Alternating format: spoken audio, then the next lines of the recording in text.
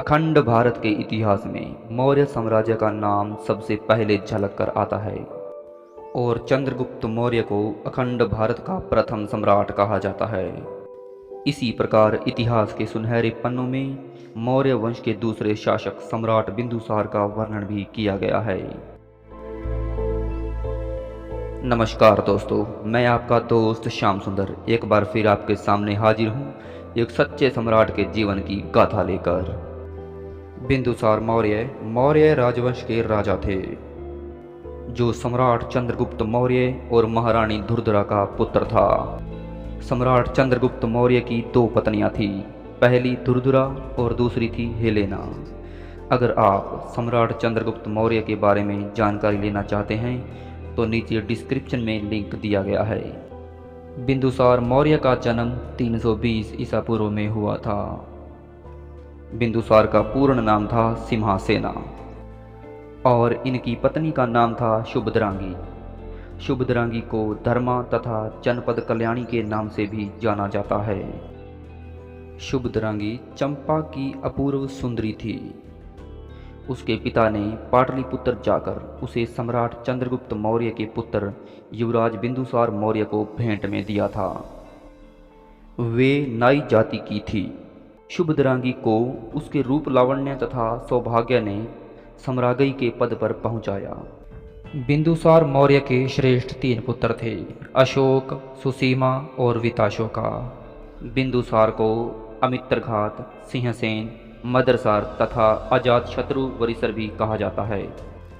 अमित्रघात यानी कि शत्रुओं का विनाश करने वाला। बिंदुसार के इन उपनामों जैसी उपाधियों से यह स्पष्ट होता है कि वे कोई दुर्बल या विलासी शासक नहीं थे। कुछ समय बाद के जैन तथा बौद्ध ग्रंथों से यह पता चलता है कि बिंदुसार के शासन के अंत के कुछ वर्षों तक आचार्य चाणक्य विद्यमान थे। तिब्बती इतिहासकार तारानाथ ने बिंदुसार की उपलब्धियों का विवरण करते हुए कहा है कि बिंदुसार ने 6 नगरों तथा उनके राजाओं को नष्ट कर दिया था और पूर्वी तथा पश्चिमी समुद्रों के बीच के संपूर्ण भाग पर अधिकार कर लिया था। बिंदुसार के समय कुछ प्रदेशों में विद्रोह भी हुए थे और उसने उन्हें दबा दिया था। दिव्यवदान तक्षशिला में होने वाले विद्रोह का वर्णन करता है, जिसको दबाने के लिए बिंदुसार ने अपने पुत्र अशोक को भेजा था। अशोक ने उदारतापूर्ण नीति का अनुसरण करते हुए वहां शांति और व्यवस्था स्थापित की थी।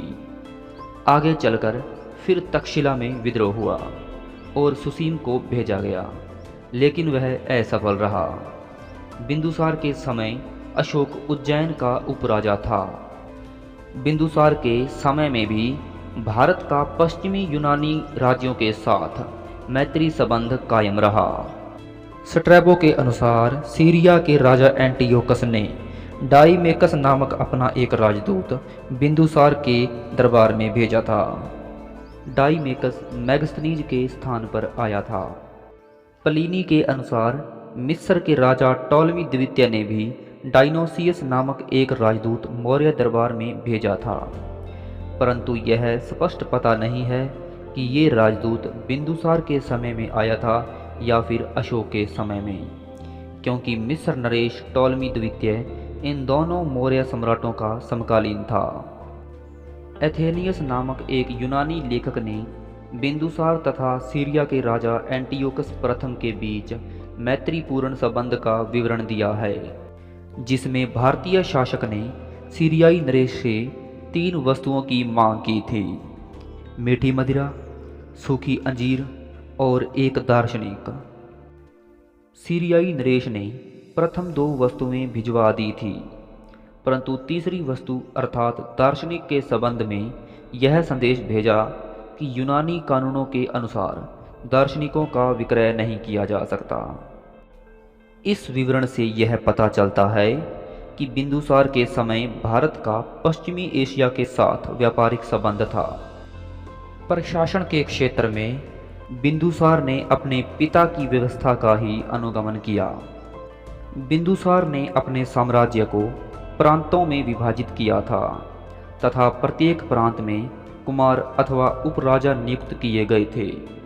बिंदुसार की सभा में 500 सदस्यों वाली एक मंत्री परिषद भी थी और चाणक्य के बाद मंत्री परिषद का प्रधान खलाटक को बना दिया गया।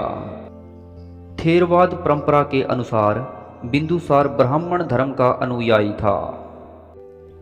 बिंदुसार की राज्यसभा में आजीवक संप्रदाय का एक ज्योतिषी भी निवास करता था।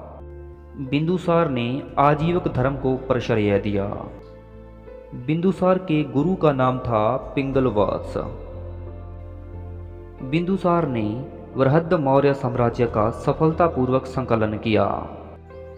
सम्राट बिंदुसार मौर्य का शासनकाल 298 ईसा पूर्व से 273 ईसा पूर्व तक था और 273 ईसा पूर्व में सम्राट बिंदुसार मौर्य की मृत्यु हो गई थी।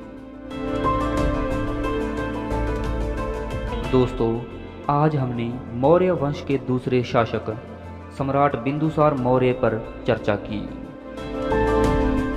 अगर आपने अभी तक प्राचीन फैक्ट को सब्सक्राइब नहीं किया है तो सब्सक्राइब कर लें। आज के लिए बस इतना ही। मैं आपसे फिर मिलूंगा एक ऐसे ही शासक की जीवन गाथा के साथ। जय हिंद, जय भारत।